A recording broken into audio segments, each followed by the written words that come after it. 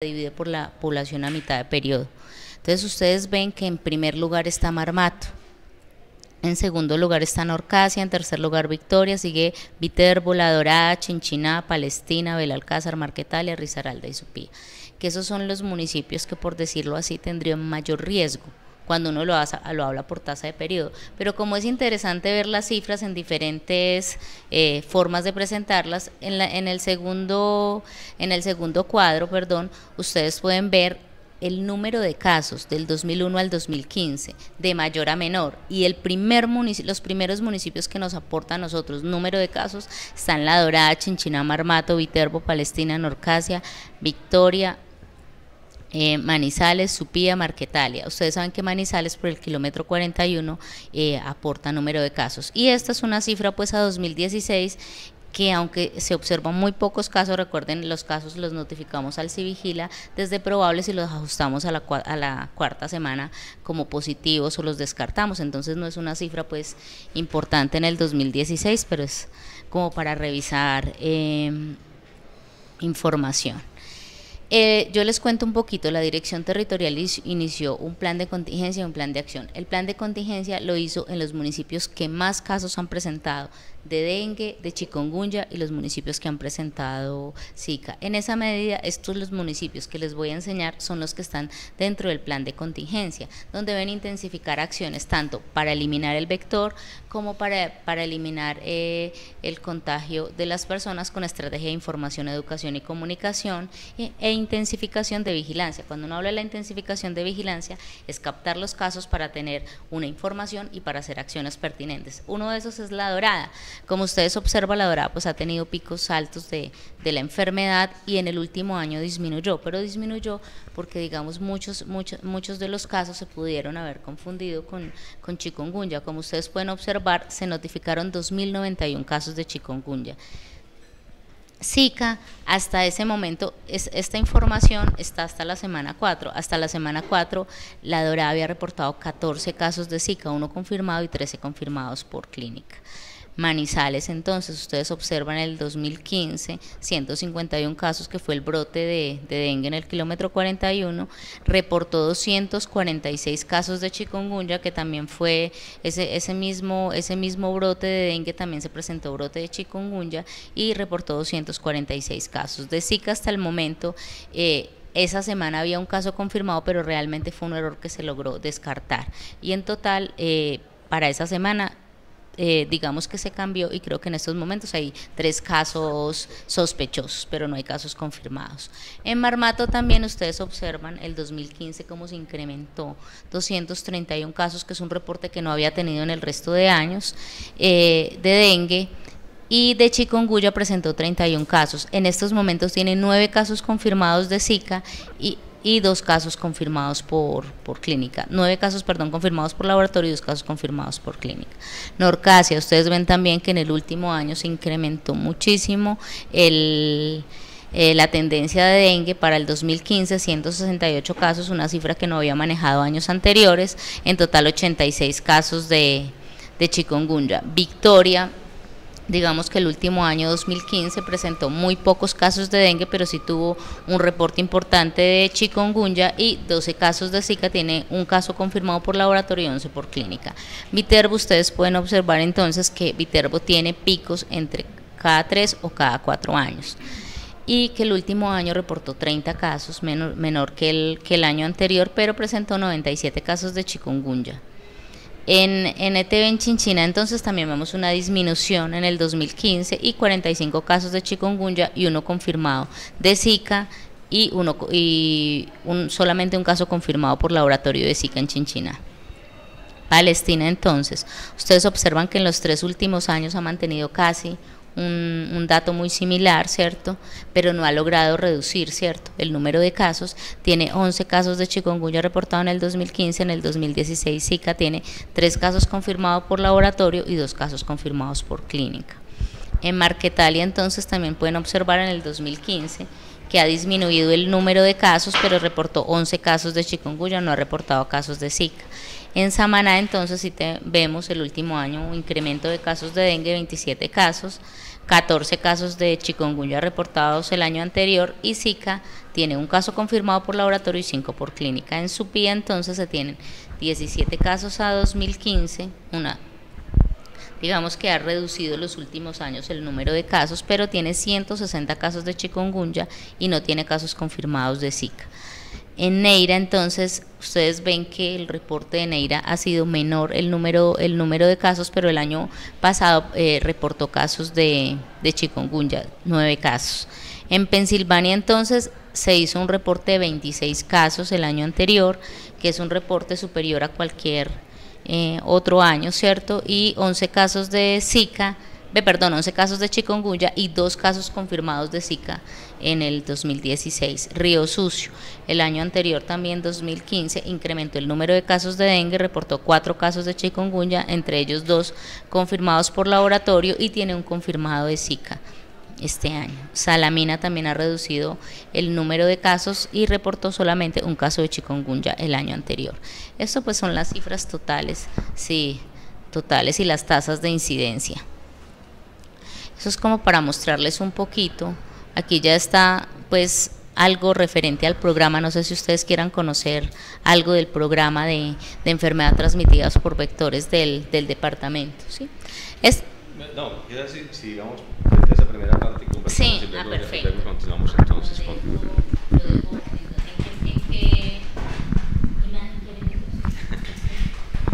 Bueno, muy bien.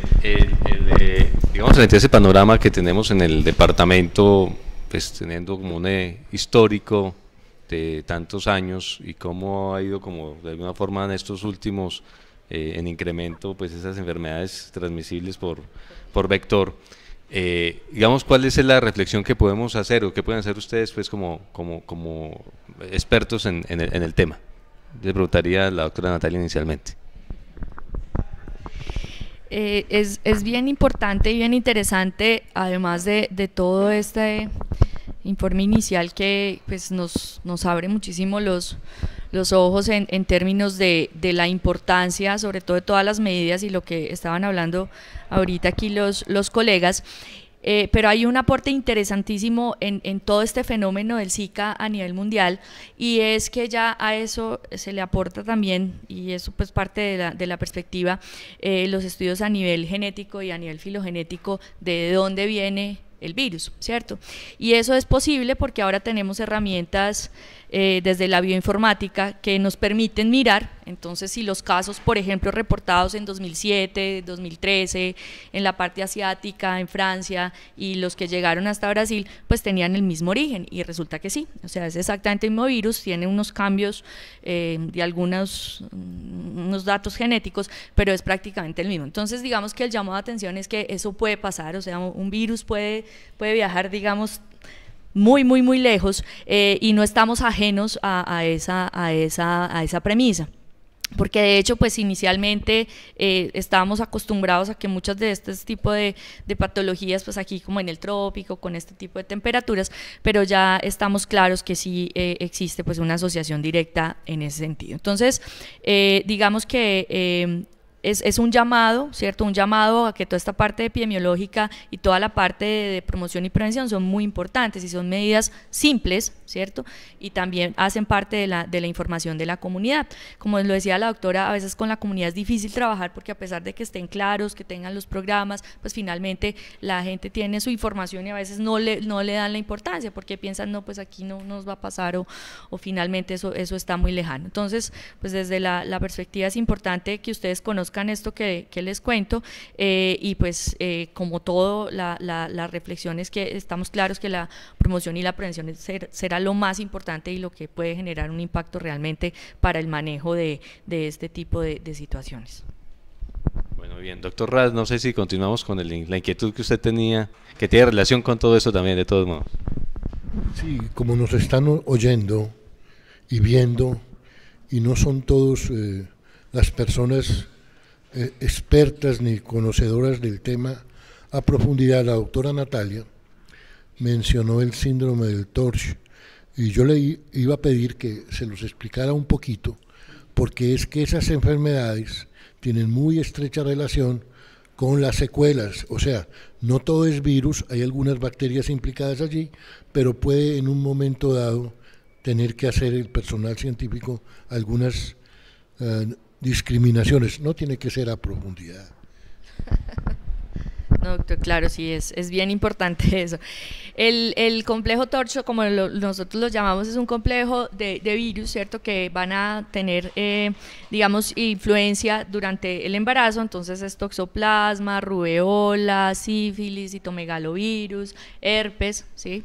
Y entonces ustedes saben que las mujeres embarazadas, pues en primer trimestre, lo ideal es que uno esté, pues además en esos controles prenatales muy pendientes de ese tipo de antecedentes. Entonces si hay rash, si hay pápulas, antecedentes de digamos, síntomas respiratorios, pues entonces eso también nos tiene que dar pues como una primera premisa. Como ustedes saben, y pues eso es de amplio conocimiento, la sintomatología de este tipo de patologías pues todas se parecen mucho, ¿cierto? Entonces la mujer puede referir ese tipo de sintomatología y no necesariamente pues va a ser el Zika probablemente, pero también puede ser una rubeola, pues en términos de lo que para ella tenga esa percepción. Entonces lo que hablaba el doctor Rath es básicamente lo que tiene uno que hacer, digamos, en la parte del diagnóstico diferencial y sobre todo con esas exposiciones durante el embarazo, porque finalmente una rubeola me puede ocasionar microcefalia, ¿sí?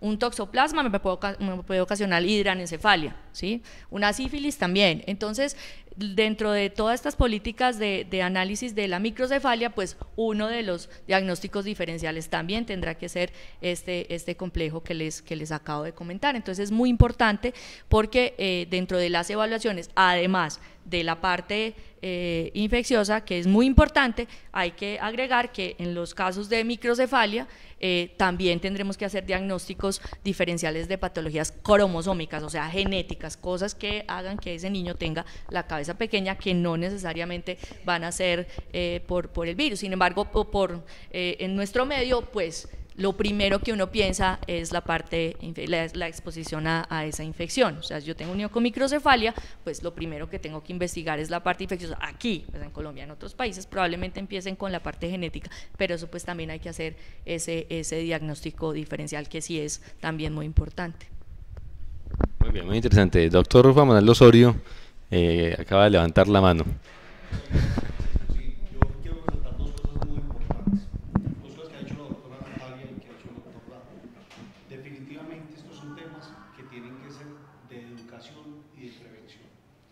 Ustedes se dan cuenta, nosotros somos completamente llamados a la inmediatez, a solucionar o atacar el problema en el momento en que se nos presenta. Pero ustedes se dan cuenta, todos los problemas de prevención y educación no pueden ser de carácter inmediato, porque esa inmediatez simplemente lo que nos va a solucionar es apagar el incendio y apagarlo en el momento, y no nos va a permitir tener procesos de educación continuada. Nosotros entendemos también que por la complejidad que tienen nuestras regiones y por la característica que tienen el tipo de personas, por la necesidad, como lo comentaba el doctor ahora, de trabajar y de exponerse tanto, pues para ellos se les vuelve una cotidianidad. Definitivamente nosotros somos de los que pensamos que tenemos que influenciar en temas desde el punto de vista de estructuras comunitarias que sean de educación permanente, constante, porque eso nos va a permitir ampliar campañas que no sean inmediatas como lo estamos haciendo ahora, reaccionando porque tenemos el momento, sino que definitivamente prevenir es invertir. Pero también el llamado a la conciencia es que no solamente en nuestras organizaciones, sino desde el nivel gubernamental, las campañas de prevención se vuelven inmediatas, no se vuelven permanentes ni constantes, porque los ámbitos comunitarios no son de trabajar un día, no es de trabajar un fin de semana, es de trabajar con estructuras comunitarias que permitan llegar a la base y que a través de esas organizaciones comunitarias podamos hacer procesos de educación y de prevención.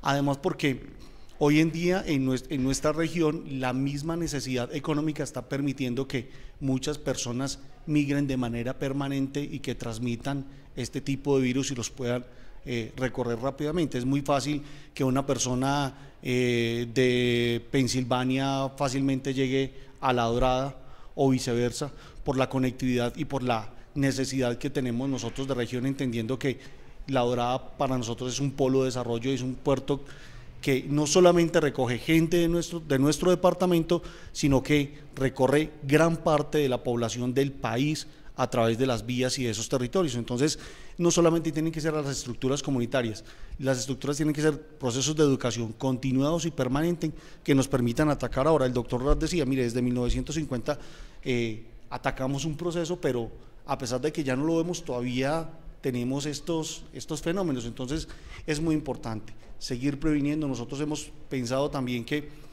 trabajar desde las estructuras comunitarias nos permite hacer procesos a largo tiempo, no procesos de inmediatez. Una pregunta que les hago, no sé quién me la puede responder, es ¿qué se está haciendo con las embarazadas ahora? Y pues el ministerio le pidió a las mujeres que quieren quedar embarazadas que se esperen siquiera 6 meses.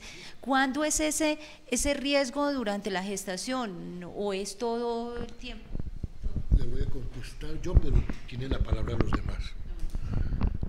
Yo he pataleado, he protestado por ciertas conductas que asume el ministerio. ¿Cómo prohibirle a una mujer que se embarace? ¿Será que le va a asegurar que en 6 meses no va a haber Zika en el país? Yo creo que los caminos son otros y los doctores que están aquí saben mejor que yo cuáles son esos otros caminos. Doctor Raz, yo estoy completamente de acuerdo con usted en esa aseveración y realmente, como ahorita lo mencionaban, todo aquí es como a las carreras, ¿cierto? Entonces es complicado porque en la parte de derechos sexuales y reproductivos de las mujeres y en la planeación de los embarazos ya tenemos un problema de base, ¿cierto? Entonces, pues aquí nuestras mujeres no planean los embarazos, generalmente se embarazan y después preguntan, y eso es un tema pues que es bastante complicado. ¿Qué pasa con la discusión entre Zika, entre anomalías congénitas y entre las exposiciones que nosotros llamamos teratogénicas? Es decir, que un factor externo puede alterar el proceso de desarrollo normal pues, de ese embrión o de ese feto, ¿cierto? Entonces vamos a tener, digamos, 3 momentos que son muy importantes. Uno va a ser desde el momento de la fecundación hasta el momento de la implantación, donde es un periodo que se denomina del todo o nada. Entonces, o se pierde el embarazo o el embarazo sigue sin ningún lío, ¿cierto? Esa es, digamos, una primera premisa. El segundo momento, que es importante, es de la 3ª semana hasta más o menos la 12ª semana, que es el periodo que nosotros denominamos de organogénesis. Allí es donde cualquier exposición, ¿cierto?, puede tener un efecto importante en el desarrollo de ese embrión. Posterior a esto, hay que tener claro que el sistema nervioso central termina su desarrollo a los 18 años. Entonces, es uno de los sistemas más sensibles a cualquier tipo de exposición. Entonces, aún pasando el periodo de organogénesis, si yo tengo una exposición, por ejemplo, lo que ya hemos visto en los diferentes artículos, al Zika, pues entonces esa predilección del Zika por el sistema nervioso central, pues entonces va a tener un efecto que va a ser evidente, ¿sí?, probablemente después de semana 20. Entonces eso es una de las cosas importantes, porque puede que yo tenga una ecografía que me detecte la detención del crecimiento de la cabeza, ¿sí?, pero esas ecografías generalmente son entre semana 18 y semana 20, y es probable que si la señora se va a hacer, digamos, se hizo su ecografía temprana, ahí no se vio nada, todo iba muy bien, pero después en semana 27, 28, pues entonces vamos a tener ya el hallazgo de la microcefalia. Entonces ahí es donde tenemos muchos líos, porque las mujeres probablemente se hagan sus exámenes y entonces vamos a tener que hacer un doble control, con la premisa de la angustia que le genera a la mujer el pensar que su bebé, además con todos los medios, porque ustedes saben, más que nadie lo saben ustedes, como toda esta parte mediática, entonces ya la mujer es Zika microcefalia, ¿sí?, y ni siquiera saben qué es una microcefalia, es que es tener la cabeza pequeña, pero además las implicaciones desde el punto de vista del desarrollo de ese embrión. Entonces esos son como los momentos importantes, pero pues ya estamos claros que el Zika, independientemente de que hayamos pasado esa parte de organogénesis, también va a tener un efecto por esa predilección en sistema nervioso central.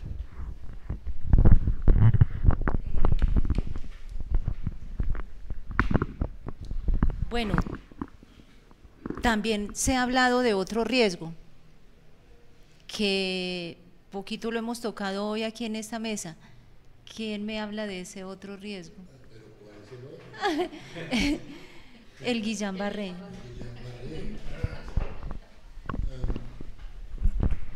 Yo tampoco le voy a dar la respuesta, pero hay que recordar que este virus, el Zika, pertenece a la familia, una gran familia de virus que se llama flavivirus. Los flavivirus tienen una serie de comportamientos que unos son que van a las vísceras y otros van al sistema nervioso central. No sé exactamente, porque no tengo preciso, hasta lo que he leído hoy o hasta lo que leí anoche, que esa asociación causa-efecto entre el virus del Zika y el Guillain-Barré. Cuando en Colombia no conocíamos Guillain-Barré, lo confundíamos con poliomielitis, pero no habiendo ya la poliomielitis aparecieron otros virus que podían producir como secuela un Guillain-Barré. Yo pienso que hay que esperar en algunos, y con el Guillain-Barré, y con oftalmología, y con transmisión sexual, hay que esperar un poquito porque llevamos muchos decenas de años con otros virus y ya los conocemos. Ahora, el hecho de que se halle Zika en un cerebro, en un paciente que tiene Guillain-Barré, no significa exactamente causa-efecto. Hay un problema que a mí sí me preocupa, y él se refiere a los problemas con Cruz Roja, que este es un virus, como otros, que puede ser transmitido a través de la sangre. Y sobre todo si está en la parte asintomática, y si de pronto no se puede detectar a tiempo este virus. Así que ese es mi punto con el Guillain-Barré y con nosotros y con las otras manifestaciones. Ahora, entre una microcefalia y un Guillain-Barré, pues ninguno de los dos. Y con una transfusión, pues terrible. Pero hay que probar mucho más todas estas asociaciones. No, están asociados, están allí presentes. Lo que hay que probar es causa-efecto. Si tú quieres hablar de transfusiones. ¿Y qué pasa, perdón, con el contagio por vía sexual? Claro, ya aparecen en los libros, y los libros fueron escritos hace 3 o 4 años, que hay pacientes que han tenido o han probado un caso o 2 casos de transmisión sexual. Hay que mirar cómo fue comprobado y cómo llegó allá ese virus y qué mecanismos pueden haber siendo visualizados. Hay un problema muy grande y es que cuando las enfermedades se dan, lo que a uno lo ayuda a determinar qué está pasando es la muerte de los pacientes, lamentablemente, y los estudios post-mortem, que a uno le van a decir cómo es la patogénesis, cómo es que se va a producir la enfermedad. Claro, hay modelos y hay indicadores de que cómo va el virus, y tuvo que llegar al feto a través de la sangre, tuvo que haber viremia, virus en sangre. Entonces, desde este punto de vista, todavía estamos muy atrás para asegurar científicamente, sin temor a equivocarnos, que una de las causas de Guillain-Barré es Zika y que una de las causas de enfermedades de transmisión sexual es Zika. Yo no me atrevería a juzgarlo ahora, posiblemente me lo demuestren en un mes, en 2 meses, fehacientemente. Bueno, muy bien. Yo quisiera que podíamos seguir entonces, para seguir luego con la conversación, con la otra parte que nos estaba mostrando la doctora Carmenza, sobre cómo funcionan en los municipios. Esa es como la idea, ¿no? Las actividades, ¿no? Yo quiero hacer una aclaración, y es con que se está estudiando para determinar si hay asociación o no. Hay una vigilancia intensificada del Guillain-Barré. De hecho, nosotros estamos haciendo como un indicador base, revisando en morbilidad cuántos Guillain-Barré se detectaron en el 2013, 2014 y 2015, para determinar si efectivamente ha aumentado la incidencia de la enfermedad este año y hay que hacer como es una revisión de esos casos, porque también hay que hacer un análisis de esos casos, o sea que futuramente pueden decir si hay asociación o no, pero con un estudio de vigilancia serio. Sí, lo que sí es claro es que con la evidencia que hay disponible hay una correlación entre los eventos, ¿cierto?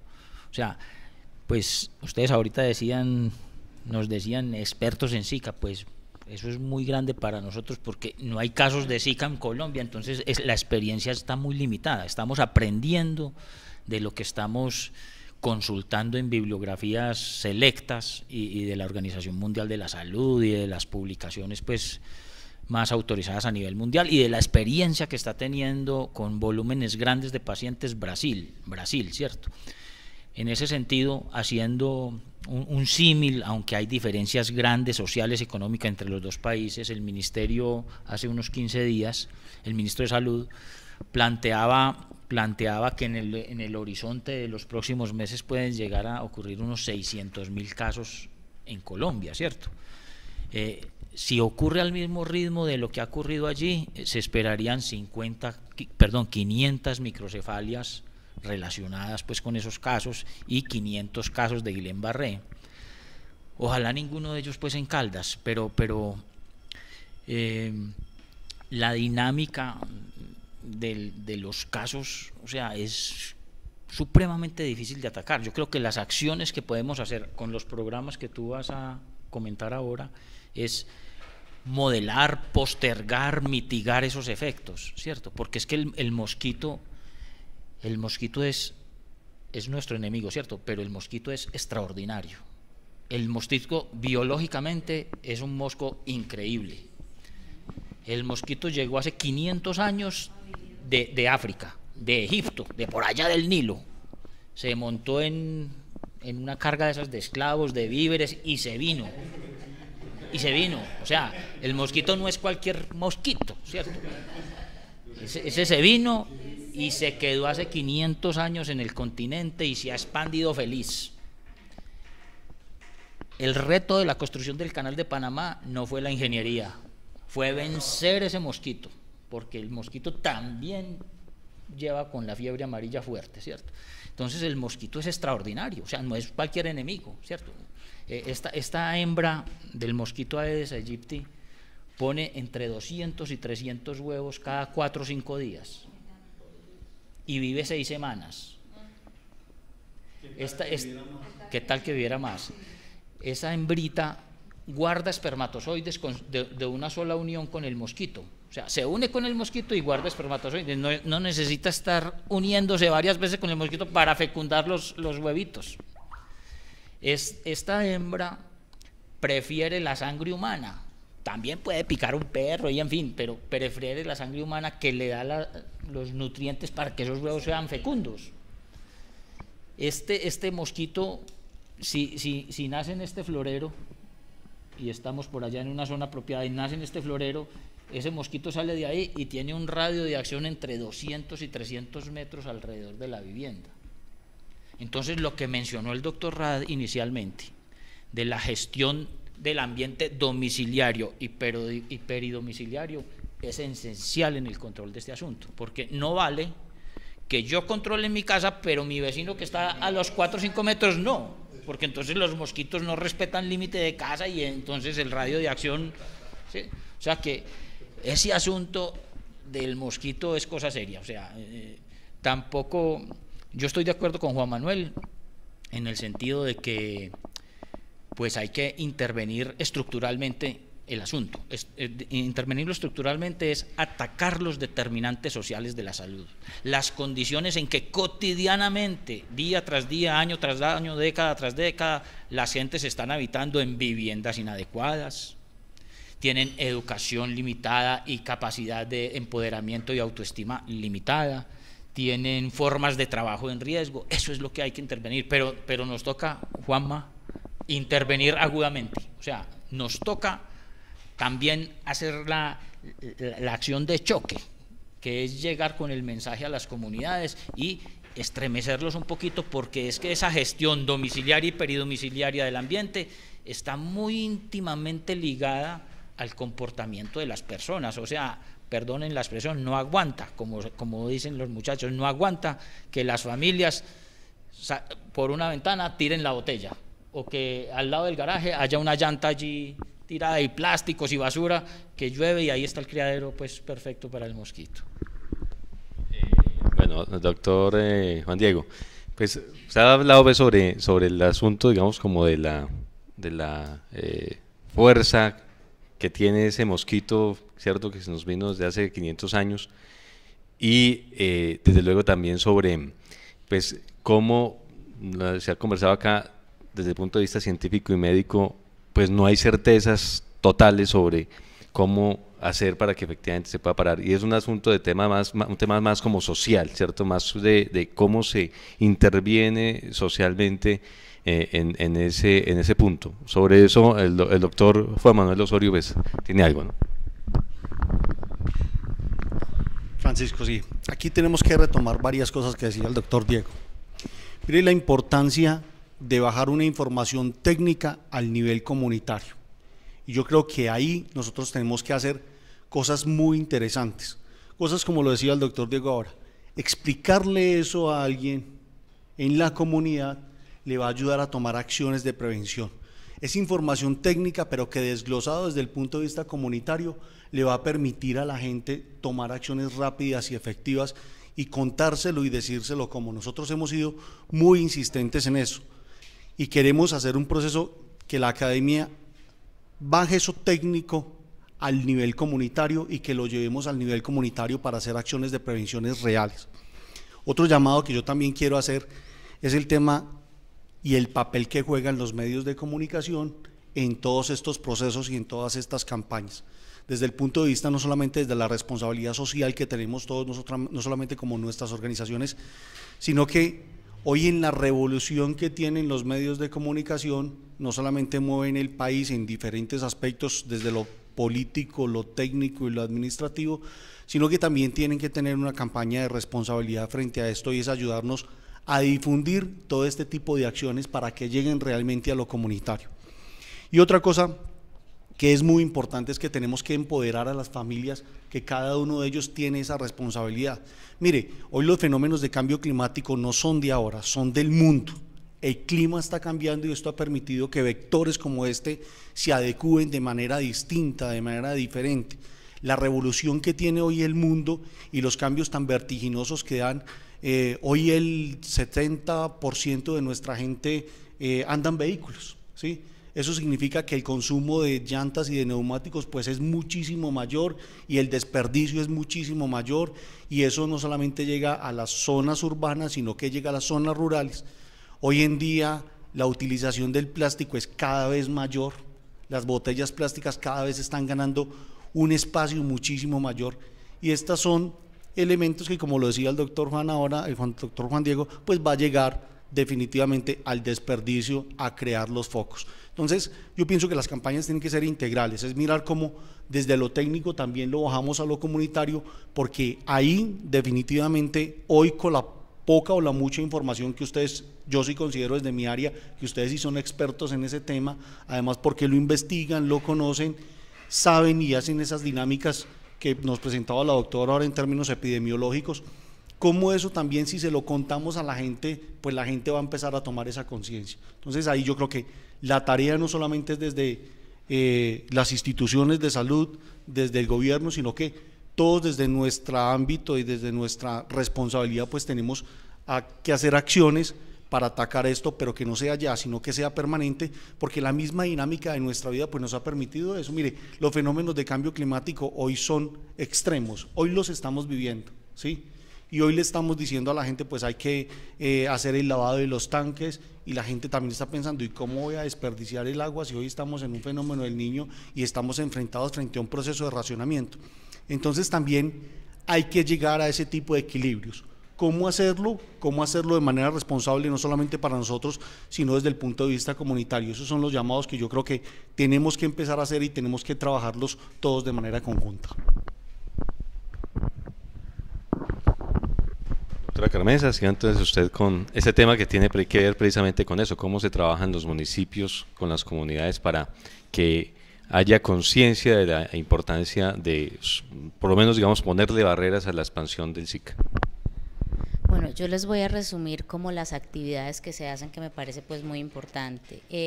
Primero, pues hay unas actividades de vigilancia epidemiológica, que son las actividades que ustedes conocen de notificación al sistema, donde conocemos los casos, donde con ese número de casos semanalmente, cuando llegan al municipio, el municipio hace las visitas. Las visitas epidemiológicas deben ser acompañadas por técnico de saneamiento y personal de vigilancia en salud pública.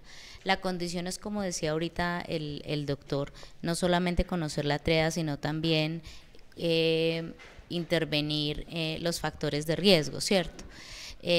Y cortar cadenas de transmisión. Entonces es conocer si aparte de la persona enferma hay más personas enfermas, ¿cierto? Si cómo está sus tanques de almacenamiento de aguas y cómo está el sector donde está ese paciente. Con eso pues hacen intervenciones en el caso. También hay una vigilancia que se hace entomológica, que son con índices aédicos, conocer cómo está el vector en los diferentes estadios y si en esos diferentes estadios de larva, pupa, es superior al 5%, se deben hacer intervenciones químicas. Como decían los doctores ahorita, lo ideal es que uno no tuviera que hacer intervenciones químicas para dañar el medio ambiente, sino que uno tuviera un control sobre el vector desde los tanques de almacenamiento. Una forma para no lavar ese tanque cada 8 días es mantenerlo tapado. Eso sería lo ideal para que el vector no ponga los huevitos y no se reproduzca. Esa es una de las acciones que se pueden hacer dentro de la comunidad. Eso es pues lo diario. Hay un plan de contingencia donde eso se monitoriza mensualmente por municipio. También existen información, educación y comunicación. Los municipios donde más tienen casos deben hacer una estrategia con los medios de comunicación y con la comunidad, donde estén informando tanto los signos y síntomas para identificarlos como los signos y síntomas de alarma y cómo evitar que se propague el vector. También hay otro tipo de acciones que son ya en todo el municipio, que se llaman eliminación de inservibles. También hay un problema que se identifica en la comunidad y es que hay personas que acumulan cosas en sus patios y dentro de eso son llantas, inservibles, y eso acumula agua cuando llueve. Entonces lo que se busca es recolectar en todo el municipio, en esas zonas donde hay más casos, recolectar llantas, recolectar inservibles. Se hacen jornadas de lavado y cepillado de tanque, que ahorita es muy difícil pues por el verano, pero también se hacen tratamiento de depósitos de agua en algunos sectores, y estas acciones también se hacen un tipo de actividades de vigilancia que se llaman búsquedas activas institucionales, para revisar si efectivamente los casos que nosotros estamos recibiendo son los casos que realmente están consultando. Búsquedas activas comunitarias. Hay un grupo que se llama EGTB que debe estar en los municipios, y los integrantes son desde el alcalde, secretario de salud, secretario de educación. Hay algo muy importante que yo pienso que faltó agregar un poquito, y es la parte comunitaria y la parte gubernamental, pero hay otros sectores que se les olvida que deben hacer parte de estas acciones, y es el sector educativo. Entonces necesitamos, por ejemplo, más compromiso de ese sector educativo en la parte de información, educación y comunicación y en otras actividades, y otras empresas públicas que se nos sumen a estas campañas. Yo no sé, doctor Juan Diego, si me faltó otras cositas ahí dentro de las actividades que menciono. No, doctora, la intervención es intersectorial, ¿cierto? O sea, no es un problema solo de salud, ahí hay varios sectores. Nosotros en Manizales y en algunos municipios estamos trabajando fuerte, por ejemplo, con EMAS, ¿cierto? La empresa de aseo, haciendo campañas y motivando y haciendo momentos de recolección de basura peridomiciliaria y domiciliaria, e instruyendo pues a la comunidad en ese sentido. Pero también el sector educativo, de alguna manera pues o de alguna manera no, de manera muy clara, los medios de comunicación pues tienen un papel fundamental, ¿cierto? La penetración que que puede tener la radio, la prensa, la televisión, no se iguala a lo que estamos haciendo nosotros, por ejemplo, en Manizales. Nosotros estamos visitando todas las veredas, ¿cierto? Y citamos a los líderes con la misión de que ellos sean multiplicadores de ese mensaje. Y lo hacemos a los momentos pues más apropiados para ellos, fines de semana, en fin, no es fácil pues reunir una comunidad a las 10 de la mañana porque pues igual ellos están en sus funciones, ¿cierto? Entonces toca adecuarse, por ejemplo pues con Asbasalud y con la Cruz Roja y con el Cuerpo de Bomberos, extraordinario, o sea, poder llegar a las comunidades y reunir un número importante de personas que nos multipliquen el mensaje, es una parte clave y fundamental. Y siempre tener pues como la mirada de largo plazo. La mirada de largo plazo es la intervención sobre los determinantes de la gente, ¿cierto? Es que cuando llegamos a algunas partes, por ejemplo en Manizales hay un sector supremamente complicado, que es una invasión que lleva unos 3 o 4 años, allá en el kilómetro 41, que es el sector de Potrerillo, ¿cierto? Entonces allí pues uno puede decir que eso se llama viviendas, pero pues algunas son chozas prácticamente que no tienen unas condiciones pues para una vida digna, familias, en fin, ¿cierto? Entonces dentro de la vivienda y alrededor de la vivienda las condiciones están expeditas para un vector de ese, ¿cierto? Hay un ambiente totalmente propicio. Entonces modificar esas condiciones de fondo son las que nos pueden dar como cierta garantía a largo plazo. Por el momento, a corto plazo, necesitamos modificar esas conductas de las personas. Eso no es fácil. Modificar conductas es absolutamente complicado y difícil. O preguntémosle a un fumador, ¿cuántas veces ha dejado de fumar? Es difícil, ¿cierto? Entonces esas conductas tan arraigadas no es tan sencillo, pero necesitamos pues esa capacidad de inculcar en las comunidades esta situación. Dice el doctor Juan Diego, si ustedes revisan reportes de la OMS, de la OPS, habla muchísimo de los determinantes sociales en salud con respecto a las enfermedades transmitidas por vectores, y dentro de las sugerencias, por ejemplo, está garantizar el consumo de agua de acueducto o apta para el consumo humano. Está también el proceso de la recolección de basuras de una forma adecuada. Entonces digamos que si no se intervienen esos determinantes sociales en salud, es muy difícil también disminuir el número de casos de ETB, incluyendo Zika, dengue, chikungunya y otras ETB, es muy complicado.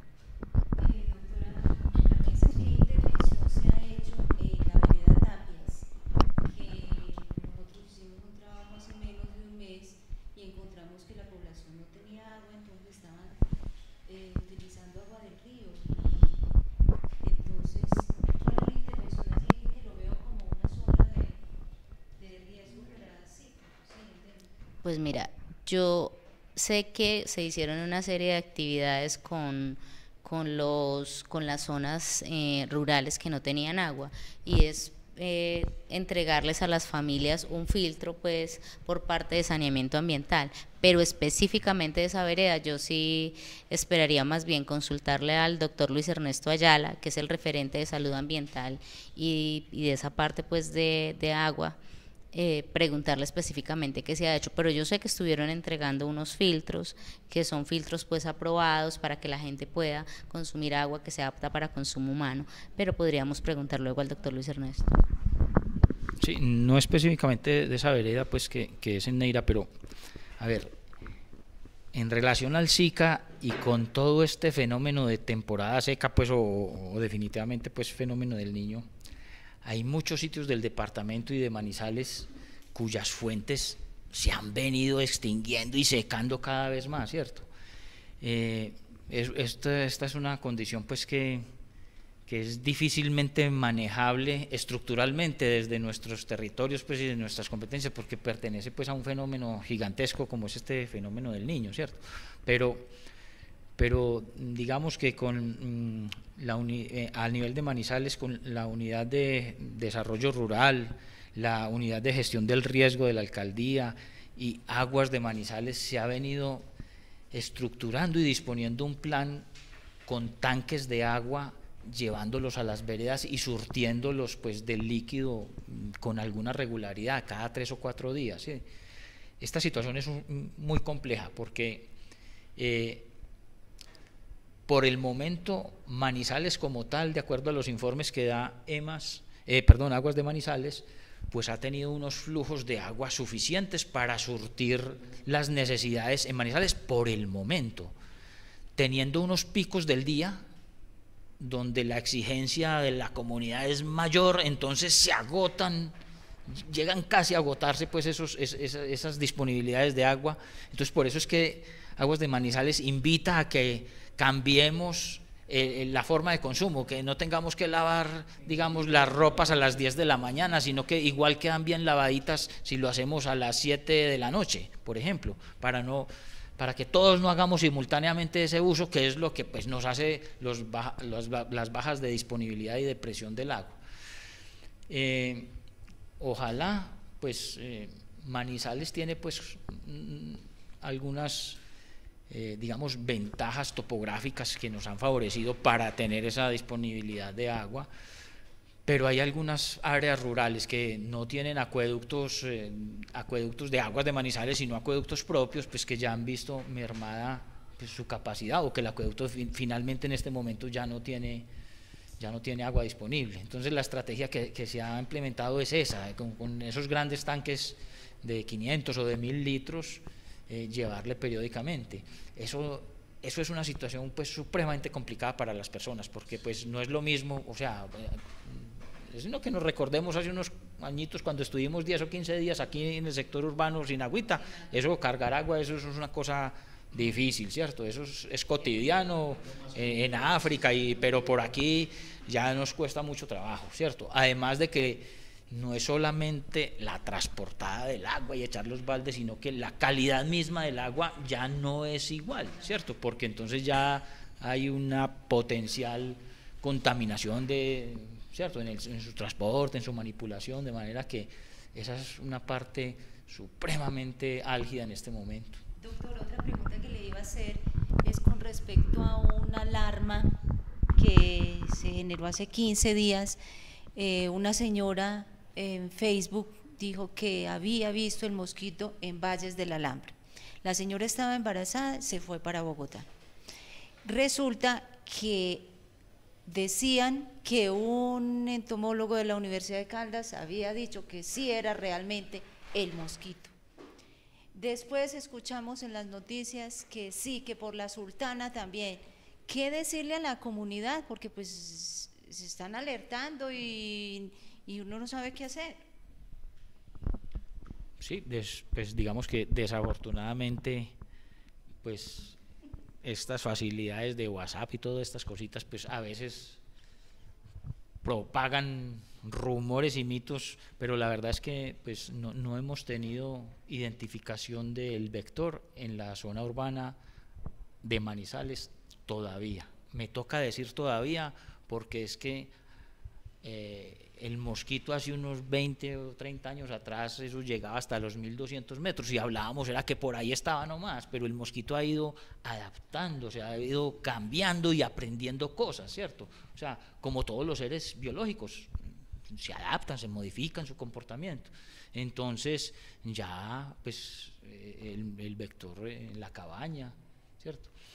De manera que pues sí, son lo que nos correspondería si alguien sospecha de que un mosquito que tiene en su casa, pues es capturarlo y pasarlo a un entomólogo, ¿cierto? En la Dirección Territorial de Salud, la doctora Sandra es la entomóloga y ella tiene experiencia full, porque pues no es simplemente mirar el mosquito y decir cuál es, sino que hay un procedimiento especial para mirar el mosquito, ¿cierto? Hay unos microscopios especiales, hay unas características anatómicas pues específicas del mosquito que son los que dicen si realmente pertenece pues al vector que tenemos en cuestión.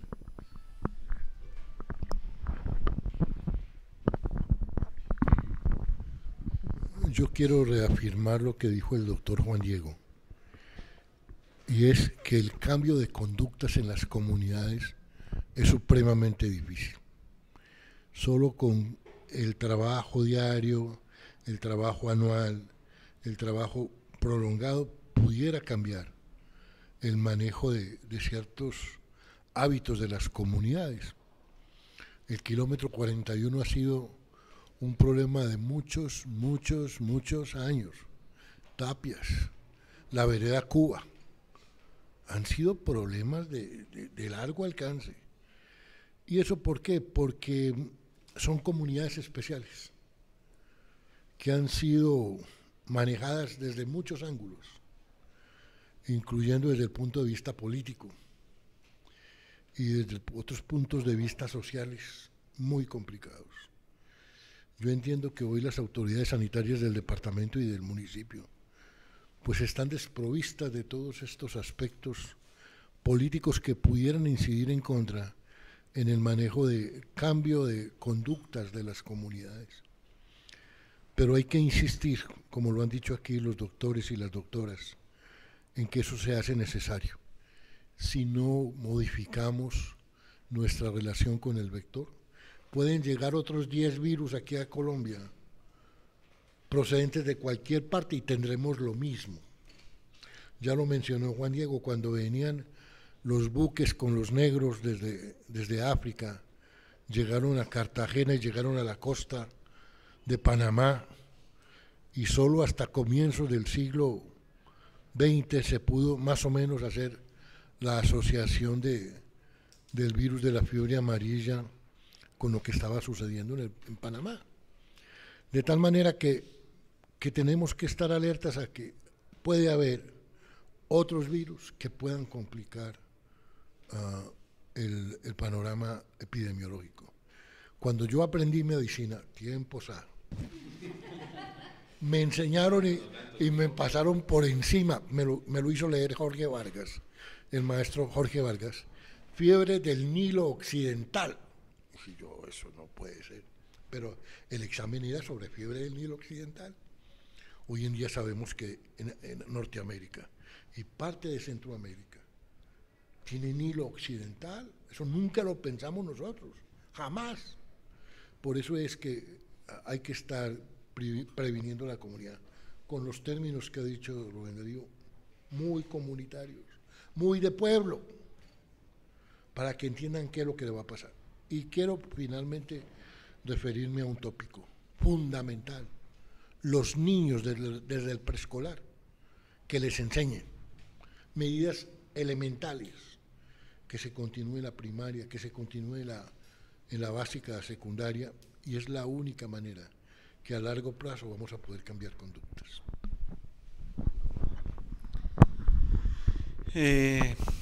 Retomo dos cosas del doctor Juan Diego y del doctor Rat. Una, el tema del manejo de las redes sociales. Ese es un tema que nos está inundando en múltiple información, buena, regular y mala, ¿sí? La semana pasada nosotros tuvimos una información que circuló por una red social en la que nosotros estábamos recomendando un tipo de repelente casero, ¿sí? Al paso nosotros le salimos rápidamente a cortar la información, porque nosotros pues no estamos recomendando ni un repelente casero ni ningún tipo de repelente de marca alguna, ¿sí? Noté con gran sorpresa que en un periódico de alta circulación nacional salieron el top de las marcas de los repelentes que más están comprando los colombianos, y eso también se multiplicó rápidamente. Yo pienso que también ahí tenemos que hacer un llamado al juicio y a transmitir la información y saber qué calidad de información tenemos y qué calidad de información, como responsabilidad de cada uno de nosotros como ciudadanos, la transmite, porque esto llega a múltiples personas. Entonces también, como el mismo ejemplo que tenías, que preguntabas ahora del tema del Facebook, pues eso no es así. Hay que tener información clara y saberla de dónde la confrontamos, porque hay mecanismos técnicos para hacerlo y cómo lo podemos hacer. Pero también voy al tema de las culturas. Nosotros tuvimos la semana pasada un trabajo que hicimos en el corregimiento de Arauca, específicamente en un sector denominado y conocido por mucha gente que se llama el sector del infierno, que es cerca a la carrilera. Ese es un sector que el 90% de la población vive del río, así como muchos de los que están asentados alrededor de las carreteras o de las vías nacionales, pues viven del tránsito de la vía. Hacer procesos de intervención social y comunitario en estas comunidades que están acostumbradas, que si no tienen agua potable, pues ahí tienen el agua del río toda la vida, de manera permanente, se hace muchísimo más complejo y muchísimo más difícil. Requiere duplicar todos nuestros esfuerzos, porque cambiar la costumbre y la dinámica de esas personas que lo viven, que lo tienen ahí, que de manera permanente para ellos su vida es el río, si subió, si bajó, si hay mucha lluvia, si no hay lluvia, pues entonces les afecta su diario vivir. Se convierte en una cosa muy compleja y nos obliga a nosotros no solamente a ser más juiciosos, sino a ser más periódicos en la información y a cambiar la cultura. Y el doctor Roth decía ahora, los niños, pero siempre decimos el mismo tema, el futuro de este país son los niños. ¿Y cuál es la intervención que hacemos ahí?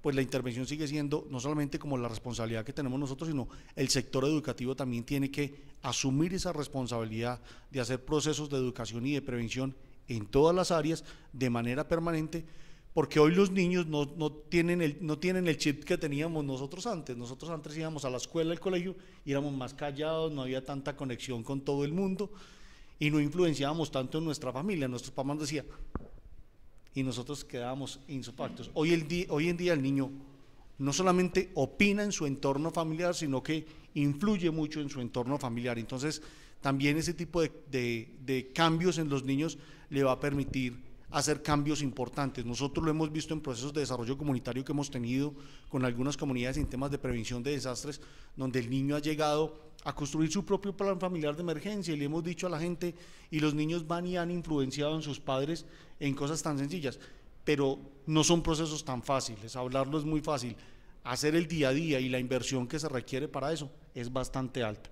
Yo pienso que yo por eso rescato lo que dice el doctor, porque me parece muy importante. Ahí también hay que influenciar muchísimo, porque hoy el día el niño en su entorno, en su familia, está influenciando también mucho, y eso le permite también a sus padres y a su entorno hacer procesos de cambios de cultura, de recolectar basuras, de cómo manejarlas y cómo manejar su entorno. También me parece muy importante.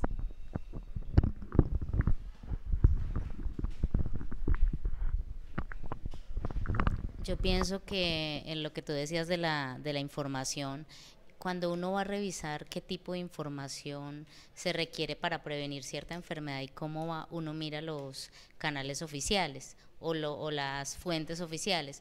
En este caso las fuentes oficiales son Organización Mundial de la Salud, Organización Panamericana de la Salud, Ministerio de Salud, Instituto Nacional de Salud, la Dirección Territorial de Salud de Caldas, o en el caso de los municipios, la Secretaría de Salud. Entonces, por ejemplo, en el caso de la señora que cogió el mosquito, lo ideal es que se hubiera acercado a la Secretaría de Salud o a la Dirección Territorial, porque de esa forma el zancudito no se va para otro lado, sino para un laboratorio de salud pública donde realmente lo revisen y determinen qué es, y ella va a quedar tranquila.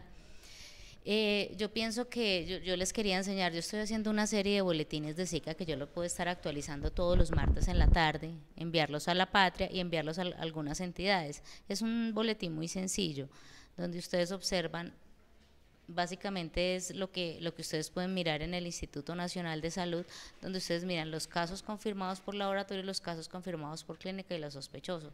Podemos hacer unas recomendaciones oficiales, ¿cierto? Para que no pase lo del repelente o no pase otra serie de cosas, sino que sepan a quién acudir y qué hacer en ciertos casos. Eso lo podríamos estar manejando pues de una forma como más oficial. Muy bien. A ver, hay se ha hablado pues sobre la condición, por lo menos hasta el momento no comprobada, de que Manizales, el área urbana, pues está de alguna forma, digamos, como relativamente, digamos, vacunada frente a este tema, por las situaciones, digamos, de altura, climática y demás, pero que existe de todos modos el riesgo. Por lo menos no se puede decir categóricamente que a estas alturas no va a llegar el mosquito, y se dan casos como el que mencionaba Blanca ahora, de la señora, pues, y que pues la doctora explicaba bien sobre qué es lo que debía hacerse en esos casos, de llamar a los expertos precisamente para que analicen si efectivamente hay algún tipo de relación o no. Y está la realidad de que efectivamente el Zika ya está aquí y llegó para quedarse, ¿cierto? Por un tiempo. El asunto es hasta cuándo más o menos. Primero tuvimos como esa, digamos, recuerdo un caso pues que es diferente, pero que también es una enfermedad de ese tipo, el H1N1, que estuvo durante un tiempo, digamos, como causándonos alarma. Luego, pues, más acá, el asunto del chikungunya y ahora el Zika. ¿Hasta cuándo estaremos como con digamos, como de alguna manera, como esta preocupación permanente sobre lo que esté pasando con esto?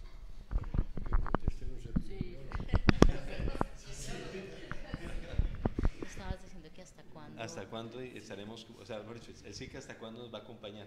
Pues así como el dengue, como dice el doctor Juan Diego, llegó para quedarse. O sea, nosotros no nos vamos, no va a haber un tiempo que no tengamos ni dengue, ni Zika, ni chikungunya.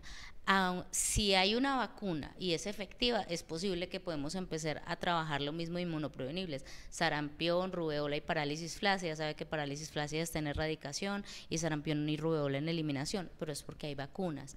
Pero hasta el momento, aunque han trabajado sobre las vacunas, no hay una vacuna efectiva. Entonces, como vamos a seguir teniendo Zika, chikungunya y dengue, lo que debemos seguir trabajando es en eliminar el vector lo que más podamos. Sabemos que no vamos a terminar con él, pero sí en controlarlo, y el llamado también es al personal de salud. La notificación es muy importante. ¿Por qué? Porque con la notificación tenemos los datos que ustedes tienen y nosotros inmediatamente un médico nos informe, se hacen unas actividades. Sin esa información, esas actividades no se realizan y permitimos que el problema crezca. Entonces, la invitación al personal de salud a notificar muy juicioso para poder tener unos buenos diagnósticos y unas intervenciones oportunas. Hay que seguir trabajando en todo el proceso del dengue. Francisco, pues todos los procesos epidémicos tienen un comportamiento dependiendo de la naturaleza del asunto, ¿cierto? Pero en general todos tienen una fase, digamos, explosiva, donde se genera un gran número de casos, llegan a un momento que tienen su momento máximo o una meseta que puede durar algunas semanas o meses dependiendo del asunto, y posteriormente empieza a descender el número de eventos, pues, de casos. Eso depende, como decía la doctora Carmenza, pues de muchos elementos. De uno de ellos es la disponibilidad de efectivas estrategias que tengamos. Las que hemos comentado acá son estrategias de fondo, porque no podemos esperar vacuna. En el mejor de los casos tendríamos una vacuna del Zika en un año y medio, en fin. Hace unas semanitas se anunció las primeras pruebas en México de una vacuna para el dengue, pero entonces está muy focalizado en los estudios y se está verificando su efectividad y su seguridad sobre todo, ¿cierto? Entonces no nos podemos como distraer el foco esperando pues en la vacuna, como tampoco nos podríamos distraer en la forma de transmisión, ¿cierto? O sea, yo sé que ya salieron algunos reportes del asunto sexual, pero no nos distraigamos porque de fondo es el mosquito, o sea, sí, entonces si uno se pone ahí a poner como mucho atención en el asunto, nos desviamos del asunto, y la estrategia pues es clara y no es una estrategia pues local ni nacional, esto es a nivel mundial, ¿cierto?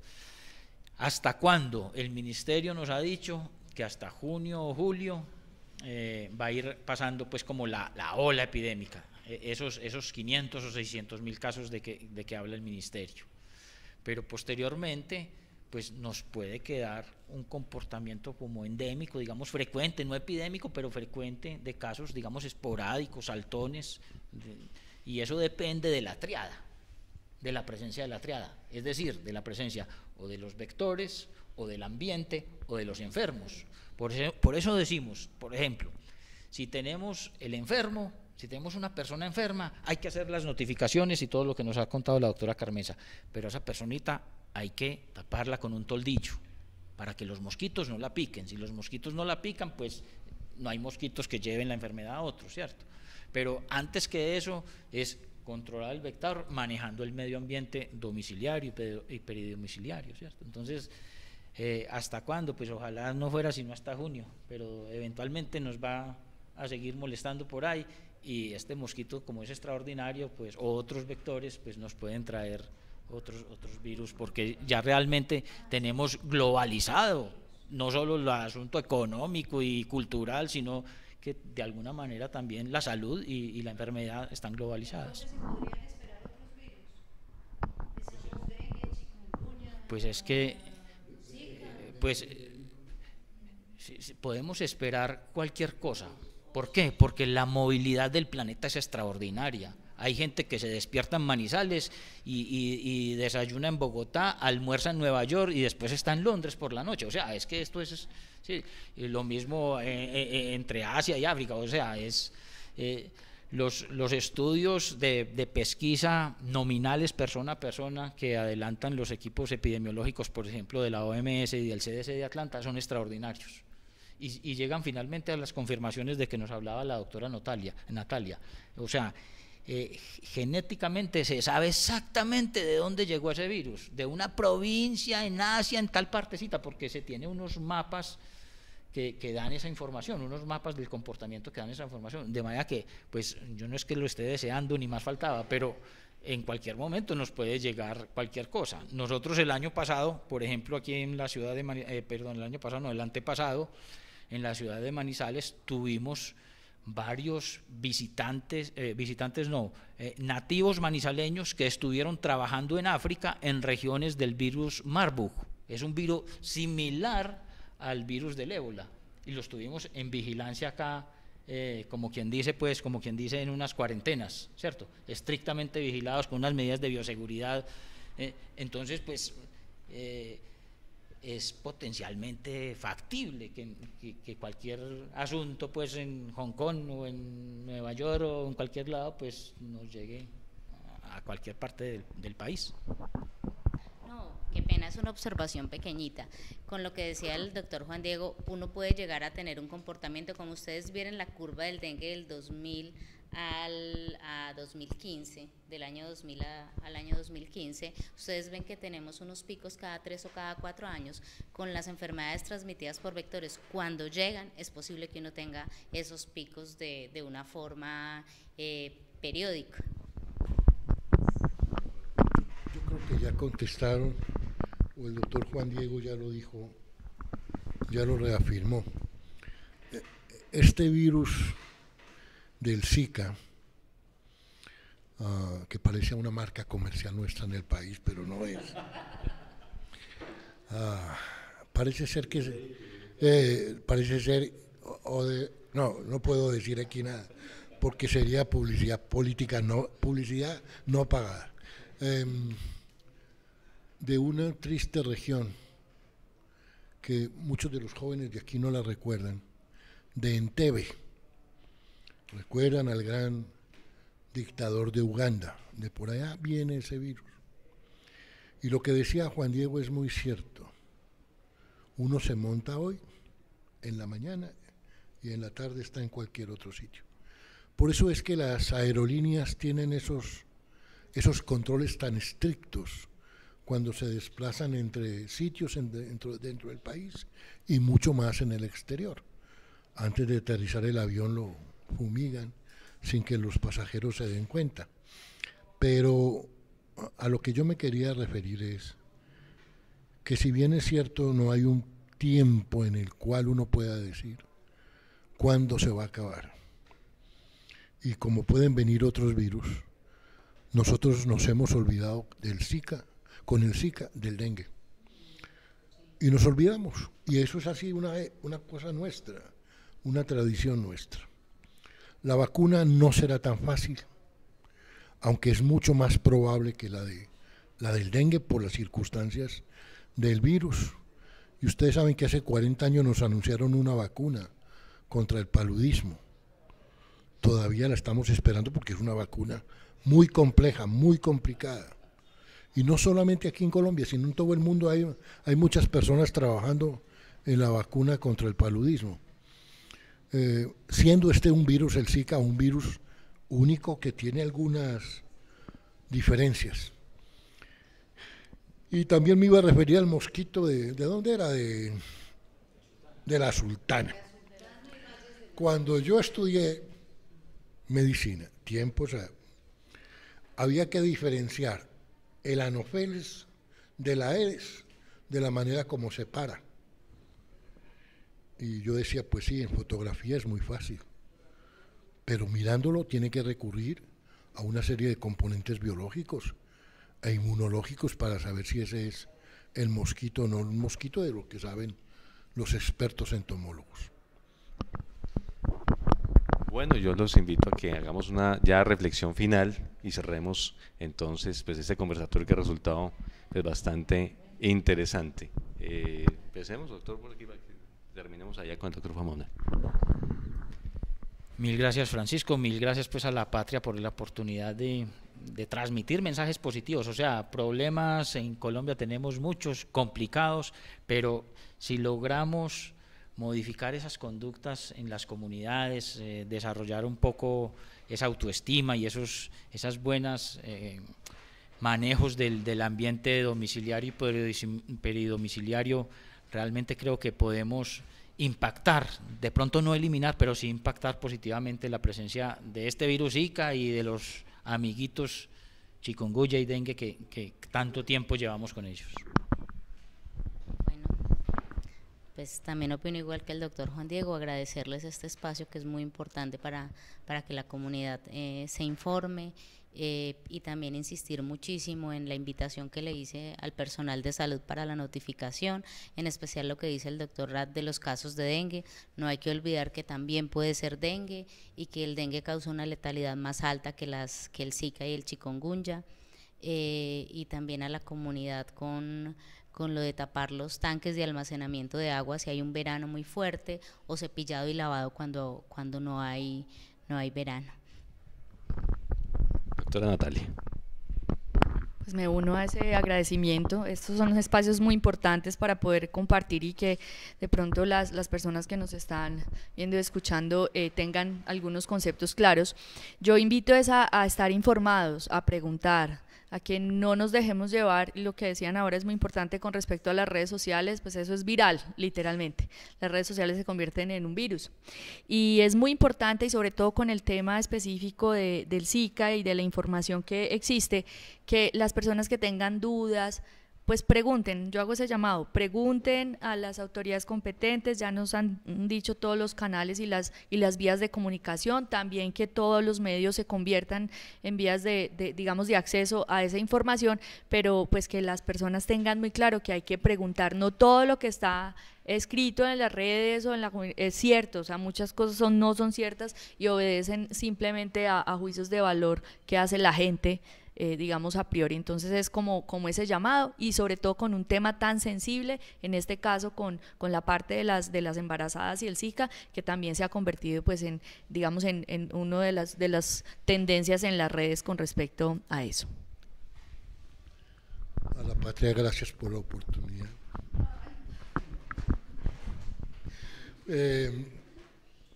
Yo pienso que lo más importante de esta sesión, que es muy agradable, es que a la comunidad le tiene que quedar absolutamente claro, a pesar de que yo soy uno que defiende a las comunidades frente al Estado, es su responsabilidad en muchos procesos infecciosos. Y así como aquí recomendamos medidas que pueden ser fáciles oportunamente, como puede ser fácil no comprar frutas donde se lavan las manos y reciben las monedas, y que el agüita de coco termina siendo grisecita toda oscurita. Así también hay que decirles a las comunidades cómo es que no van a tener esa clase de enfermedades. Pero la doctora mencionó algo muy importante. El Zika los aterra ahora, la microcefalia, el Guillain-Barré y un montón de cosas que no necesariamente son mortales. Al dengue lo aterra es la mortalidad del dengue. Y que para no tener ni el uno ni el otro, entonces es necesario que las comunidades entiendan cómo Colombia, después de muchos años, sigue con algunos casos de encefalitis equina venezolana, por el Aedes también, allá en la costa norte. Y eso es porque las comunidades no han aprendido, no se les repasa, no se les insiste, no se les ayuda a que entiendan que parte de esa responsabilidad son de ellos. No, Francisco, muchas gracias por invitarnos. Me parece que estos son espacios muy importantes que permite que toda la gente no solamente tenga el conocimiento, se transmita, sino que llegue realmente a las comunidades. Yo creo que el compromiso debe continuar, la tarea no la podemos dejar. Yo creo que el compromiso tiene que ser de manera permanente y continua, que llegue a las estructuras comunitarias para que ahí podamos hacer una intervención y podamos tener un eco bien importante. También a las comunidades hay que decirles que los responsables también son ellos, no solamente nosotros que representamos las instituciones y el Estado, sino que también la responsabilidad parte desde cada uno de las familias. Por eso hay que decirles, nosotros en nuestra campaña hemos lanzado que nuestro eslogan es que el control del Zika lo tienes tú.